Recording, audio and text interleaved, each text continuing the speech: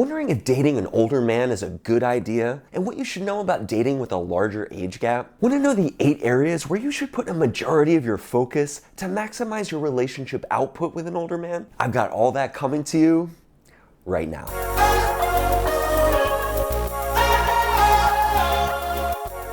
Hey everyone, I'm dating and relationship coach Ryan Patrick. So, for the last several weeks, I've been asking all of you to help me guide the creation of content on my channel by filling out my brief 5 to 10 minute survey, which many of you have already done. And a topic that's come up time and time again is the group wanting to see a video on dating older men. So since you asked for one, here it is. If you haven't filled out my survey yet, please tell me exactly how I can best serve you regarding men and relationships at boyfriendblueprint.com/survey. And please make sure to leave a good email address for you so that I can communicate with you directly once I've produced the content that matches exactly what you're looking for. Thanks so much for helping me understand our group dynamics much better. Also, if you're new to my channel and you want to learn more about the men you date and how to build long-lasting relationships with them, just click subscribe below and make sure to turn on all notifications so the YouTube algorithm knows that you find my content reliable and helpful. I certainly appreciate your help with that as well. Now,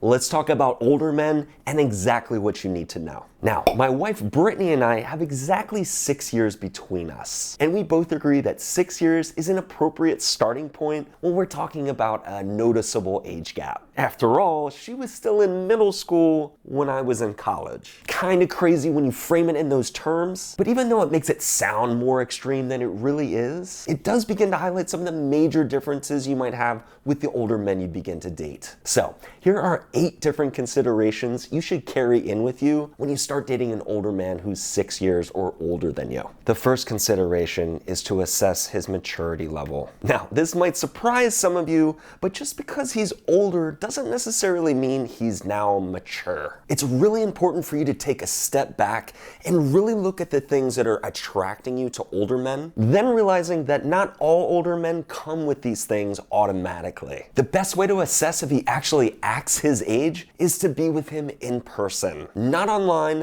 not over text. You want in-person dates. Is this a guy that takes responsibility for his life and where he is? Or does he blame others? You don't want to think that you're dating James Bond when you're actually dating a frat boy. The second consideration is to understand his relationship history. This one takes a little time to get to, especially if his previous relationship or relationships didn't end well. It's just personal. Sure, everyone has a little baggage. But if he has, let's say, 3 divorces under his belt, that kind of information is important for you to understand your odds in having a successful relationship with him. The best way to foster open transparency about his past is to simply be open about your own. Things like what you've experienced in previous relationships and what you seek now. If he seems a bit cagey or reluctant, even after you've revealed your past to him, you can easily assume that he's got some skeletons in his closet that he wants to keep there. The third consideration is to gauge his mental health.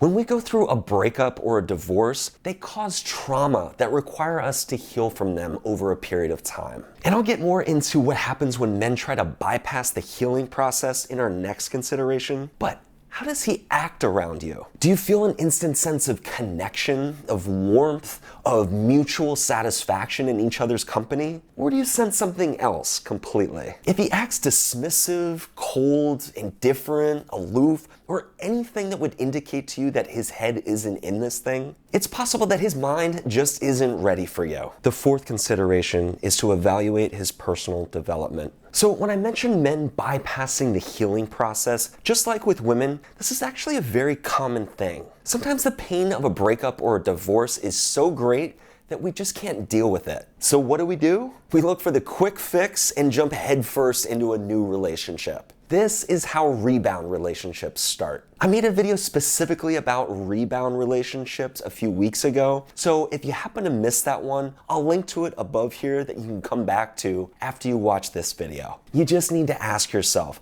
is this the type of guy that's done some personal development work on himself, or does he expect me to conform to his unrealistic expectations? The fifth consideration is to engage his wish list. What does this older man really want at this stage in his life? If he already has adult children and you are looking to start a family of your own, is that something that he can provide you? Maybe he can, but the truth is you'll never really know unless you come out right away and ask him about these really important things. So now, what does he want? Particularly, what does he want with you? Ask him. Older men typically aren't very shy about what they want, especially when you're direct with them. Make sure to hear him out completely. Does him wanting to get that mountain house match up with you wanting to live near a big city? Maybe not.